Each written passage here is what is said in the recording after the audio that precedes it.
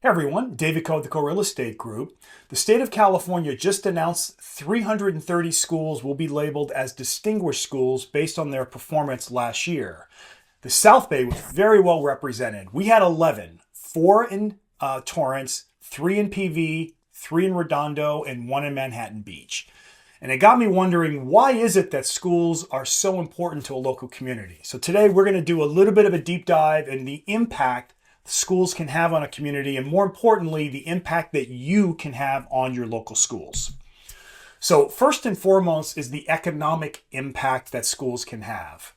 When you look at schools, the quality of schools can have up to a 20% increase in property value versus a community that doesn't have quality schools. So it affects all of our property values because we have good schools. Almost 35% of all families put good schools as a main reason why they are relocating to a certain community. And same thing with businesses. Almost 15% will list good schools as one of the primary reasons why they're looking to relocate their business. And then when you have more demand, obviously property values will be impacted. There's a lot of ways that can help the local economy. Quality schools draws families into the community. Those families increase spending, which can drive the success of local businesses, which can drive the economic growth of the area and can lead to prosperity across the community for both families and for businesses. And for the city. The city benefits from that as well. One of the things that schools do provide is affordable childcare solution, right? When you have a good schools and there's good before and after school programs, there might be summer activities such as summer school, and there's a safe, supervised environment for kids, which can also keep them occupied and out of trouble. And then you've got the economic benefit of having affordable childcare, which allows maybe 2 parents to work, which can increase your household income, can create greater career stability, and reduce maybe some financial stress that a family has when both spouses are working and the kids are still able to get quality childcare. There's also the benefit of crime, right? When you look at communities that have great schools versus those that don't, the crime rate is significantly different when you're looking at a community where the schools are thriving. There's also this fostering of social cohesion, right? When you've got good schools and there's events, plays, sporting events, it connects diverse families. So people from different parts of the community, different parts of the world come together. They have shared goals. Those goals allow them to unite around a student's success. They build social networks. We all have friends through our kids as we become parents and adults, and the schools help to drive that, which brings apart community pride. When we're proud of our schools and the things that our kids are doing, we're proud of our community, and all of that becomes a self-fulfilling philosophy, which helps to attract more and more people to our community and to our schools. The well-being of the community is directly impacted by schools, right? There are health services that are offered in good schools, vaccinations, nutrition programs, things that maybe some families wouldn't be able to afford on their own. There's cultural enrichment, bringing arts and education and different types of sporting events and sporting activities, celebrating different kinds of cultural events that happen through schools. There's support networks, right? So around the schools, there are different networks that families can tap into for counseling support, emotional support, sometimes financial support when necessary, and recreational facilities. I live here in Redondo Beach, and our high school has phenomenal recreational facilities that just aren't used by the kids in the school. As a community, we use them for youth sports and even some, we've even seen USC practicing on our fields, getting ready for big games. So that type of investment into a local community goes well beyond what the students at the schools can enjoy.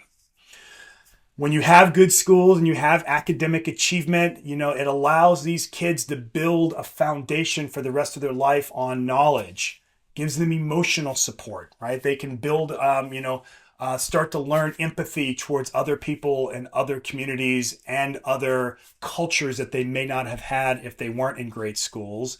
and develop life skills, helping to prepare them for their future life so they'll continue to go out and contribute to the success of our community and to our world. There's creative, positive community reputation that a good school can help to foster. It drives, business partnerships. Local businesses want to be associated with positive schools, especially if the people that work in that business also have kids that are in that school system. It helps to build community pride, right? When your team wins a big game, or when the theater department puts on a great play, there's pride in that in your local community within your schools, which enhances the reputation of the community, all driven by this excellence in education when you have high-performing schools. So what are some ways that you can support your local schools?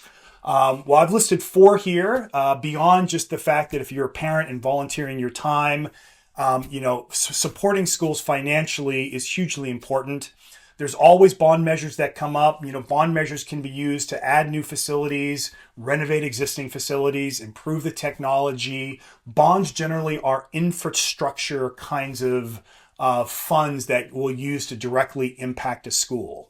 Then there are educational foundations. Generally, that's something that exists on a district-wide level. And those are funds when you donate to an ed foundation that are going directly towards programs, maybe teachers, that will have a direct impact on students. Sometimes those funds even go towards learning activities for teachers and for staff, allowing them to become better at their craft, which will have a direct impact on the kids. There's always PTAs and PTOs. Generally, that happens on a school level, and that's all about the culture of a school. It fosters communication and interaction between the parents, the staff, and the kids. And then, of course, you can always volunteer your own time. Schools are always looking for people to come in, maybe teach something, oversee a certain arts class or something like that. So if you have some time, that's a great way to support schools. And lastly, if you're really looking for a reason to support schools, I recommend you come to our crawfish boil on May the 25th. This is a huge fundraiser specifically for the Redondo Beach School District. So if you're in Redondo Beach on 5/25/25, please come to our 16th annual Pullman Lane Crawfish Boil and help us raise some money for the Redondo Beach Educational Foundation. So this has been David Coe with the Coe Real Estate Group. I hope this has given you a little bit of insight on the importance of schools. And if there's any questions that you have about your local community, how to get involved in the school district, or if you have any real estate questions that we could help you out with, please feel free to contact myself or someone from the team. Thanks so much.